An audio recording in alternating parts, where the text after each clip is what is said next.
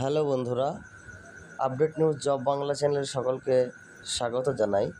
সকলের জন্য একটা খুশির খবর, 30/11/2025 অর্থাৎ 30শে নভেম্বর 2025-এ ডাব্লিউপি কনস্টেবল এক্সাম, যেটি ফাইনাল এক্সাম হয়েছিল, সেটার রেজাল্ট এখনও পাবলিশ হয়নি।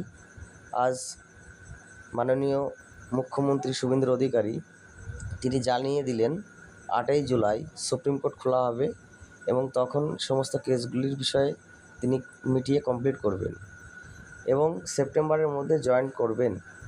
এই বিষয়ে তিনি আজ সকলকে ভরসা দিলেন। 12,000 কনস্টেবল এবং 4,000 কলকাতা পুলিশ। এই বিষয়ে তিনি আজ কি বললেন সেটা আজকে আপনাদের সকলকে শোনাবো, সেটা আজকে দেখবেন। আর এর সাথে সাথে এই চ্যানেলটি সাবস্ক্রাইব করে রাখবেন, update news job Bangla channel.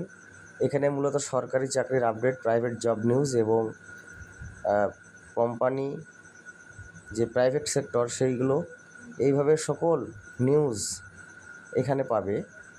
সকলে চ্যানেলটি সাবস্ক্রাইব করে পাশে থাকবে। জেনুইন এবং অথেন্টিক আপডেট এই চ্যানেলে প্রোভাইড করা হয়। সকলকে রিকোয়েস্ট করব চ্যানেলটা সাবস্ক্রাইব করার জন্যে। কোনো রকম ফ্রড কোনো নিউজ এই চ্যানেলে দেওয়া হয় না, তাই সকলকে এই চ্যানেলটি সাবস্ক্রাইব করার জন্য অনুরোধ করছি।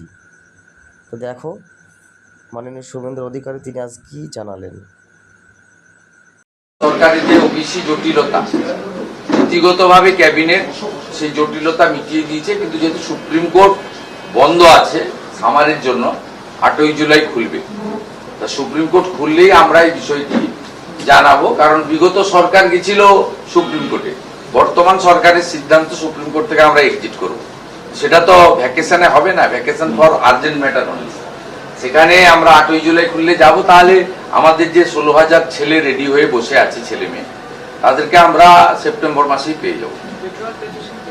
4,000 কলকাতা পুলিশ, 12,000 রাজ্য পুলিশ। আরো বেশ কিছু কাজে আমাদের খুব একটা সমস্যা হবে না।